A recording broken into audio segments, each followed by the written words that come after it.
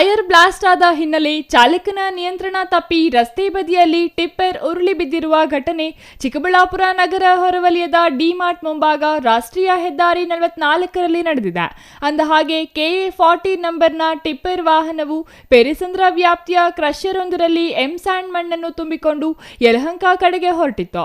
ಈ ವೇಳೆ ರಸ್ತೆಯ ಮಾರ್ಗದ ಮಧ್ಯೆ ಟಿಪ್ಪರ್ ವಾಹನದ ಎಡಭಾಗದ ಮುಂಭಾಗದ ಟೈರ್ ಬ್ಲಾಸ್ಟ್ ಆಗಿ ರಾಷ್ಟ್ರೀಯ ಹೆದ್ದಾರಿ ಬದಿಯ ಚರಂಡಿಗೆ ಇಳಿದು ಸರ್ವಿಸ್ ರಸ್ತೆಯಲ್ಲಿ ಬಿದ್ದಿದೆ. ಟಿಪ್ಪರ್ನಲ್ಲಿದ್ದ ಎಂಸ್ಯಾಂಡ್ ಮಣ್ಣು ರಸ್ತೆಯಲ್ಲಿ ಚೆಲ್ಲಾಪಿಲ್ಲಿಯಾಗಿ ಹರಡಿದೆ.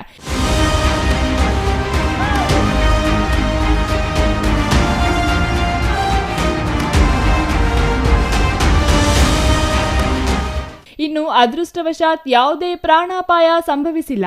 ಚಾಲಕ ಸಣ್ಣಪುಟ್ಟ ಗಾಯಗಳಿಂದ ಪಾರಾಗಿದ್ದಾನೆ. ಈ ಘಟನೆಯು ಚಿಕ್ಕಬಳ್ಳಾಪುರ ಸಂಚಾರಿ ಪೊಲೀಸ್ ಠಾಣಾ ವ್ಯಾಪ್ತಿಯಲ್ಲಿ ನಡೆದಿದ್ದು, ಘಟನೆ ತಿಳಿದ ಕೂಡಲೇ ಪೊಲೀಸರು ಸ್ಥಳಕ್ಕೆ ಭೇಟಿ ನೀಡಿ ಪರಿಶೀಲನೆ ನಡೆಸಿದರು. Thoudanahalli Ramesh, CTV news, Chikkaballapur.